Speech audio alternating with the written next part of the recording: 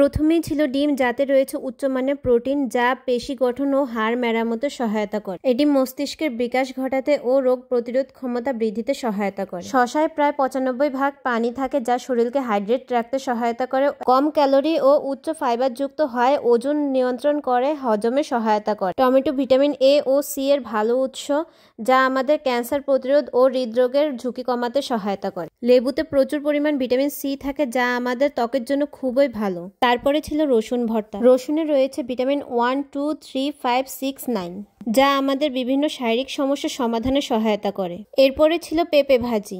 এতে রয়েছে vitamin C, ই, কে, calcium ও magnesium. কম calorie ও উচ্চ আঁশযুক্ত হওয়ায় পেট ভরা রাখে এবং হজমে সহায়তা করে। শেষে ছিল কচুর মুখি দিয়ে মাছের ঝোল। 1 কাপ কচুর ছড়া দৈনিক ভিটামিন ডি গ্রহণের 19% পূরণ করতে সহায়তা করে। কম ফ্যাট ও কোলেস্টেরল থাকায় ধমনী শক্ত হয়ে যাওয়া প্রতিরোধ করে, হজমে সহায়তা করে। মাছে রয়েছে ওমেগা 3 ফ্যাটি অ্যাসিড।